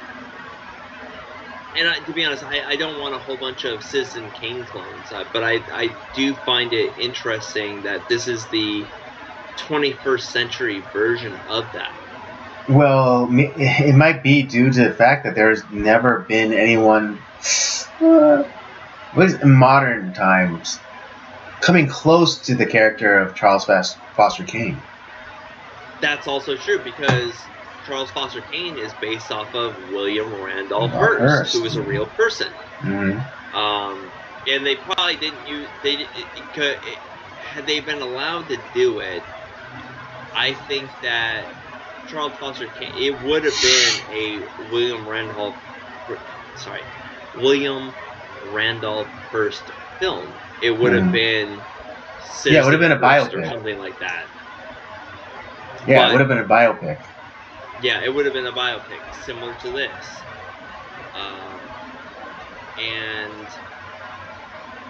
I think this movie, they're obviously, like, with any movie that's a biopic, there's always going to be inaccuracies and things that are not quite true, but they're just they're great for the movie, and that happens here. But overall, I think that this does really tell the story, and kind of like the weird. None of these people should really be pitied too much, because they all made fucking billions and billions of dollars off of this fucking thing. Right. And you had the Winklevoss twins and their group. They're already coming from wealth. They made a bunch of fucking money that it wasn't disclosed the amount. Saverin was already really wealthy, and he made a bunch of money. You had Justin Timberlake's character, was the dude who created Napster. Yeah. Napster, like, he was, although he was in a bunch of legal trouble, he made a lot of money off of this thing. And obviously Mark Zuckerberg is the real winner, because he has like... Dude, he owns like basically the majority of a Hawaiian island. Exactly. It's like the guy has more money than he can spend in 4 generations. Unless you're the U.S. government, then then that's just called Thursday. Like, yeah, that's Thursday. Yeah, exactly. But yeah, it's just I think this movie is great. Like, and you start off with like this.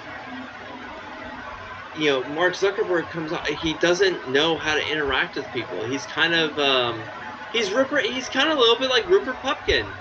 The guy like has no social cues. doesn't give a shit about anyone else but his own pursuit. I would actually argue that Rupert Pupkin is better than Mark Zuckerberg. Well, yeah, you know what? To be honest, I think you might be right on that. Yeah, I think this guy's a real dick, and like because he's kind of like Aspergery, as opposed to Rupert, where Rupert he could still like have conversations with people, and he could still pick up on certain social cues. But Mark Zuckerberg, or at least the way that he's portrayed in this movie, he's like, he's just kind of like Sheldon Cooper from The Big Bang. He's just like kind of autistic and doesn't know how to relate to people. And it's slightly obsessive compulsive.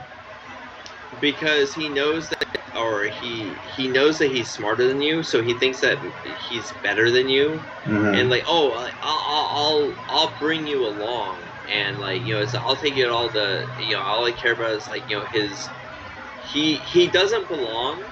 Because he's not really from, like, he doesn't come from, like, a wealthy family. So he doesn't belong, and he's trying to belong. And he knows that he's smarter than everybody. So he also thinks that he's better than everybody, in a sense. And it's just, it's really fucked up personality that we get to see from. And just... it's really interesting that every step that every time he advances, it's either because he was slighted or he was flattered. Yeah. Like the whole thing, like in the beginning when he created that website Face Smash, is because his girlfriend broke up with him. Right. When he what is it? When he again, like when he builds the company again, he only builds it because he got again slighted by his ex-girlfriend in public, and then when he moves the company to California, it's because Sean Parker flatters him, and keeps complimenting his the website. It's like, oh, it's cool. It's like, don't take away the cool factor, and then every time the company expands, it's either because he's been slighted or he's been flattered. Yep. Interestingly, when you said this is basically the modern day Citizen Kane, it made me think about that the most famous line uttered in Citizen Kane is Rosebud, and it's kind of funny because phonically Rosebud, and then kind of like the object of Mark Zuckerberg in the movie, the object of his obsession is his girlfriend, whose name ex-girlfriend, whose last name is Albright. And if you say Albright and Rosebud, they have this phonic similarity. Yeah, they do, and it's. I don't think that's on. I think that's on purpose. That's on purpose. Because so I cannot take. This is not my own idea. I heard the idea that this is the modern day Citizen Kane, and it's. Once I heard that, I was like, that's interesting. Let me go back and watch that to see. And I was like, oh my god, it is. And the particular person I heard this from, he's in the film industry, and he had talked to David Fincher and Aaron Sorkin, and they're like, you got it, bud. He was one of the few people that got it. And that's what they were going. That's what the film was going for. Oh, what I meant was rhythmic.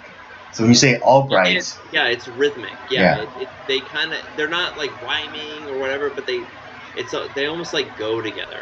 Yeah, Albright, Rosebud, Albright, Rosebud. It just something is like the kind of the rhythm of how you say those two words. is like is similar. Yeah. What I'm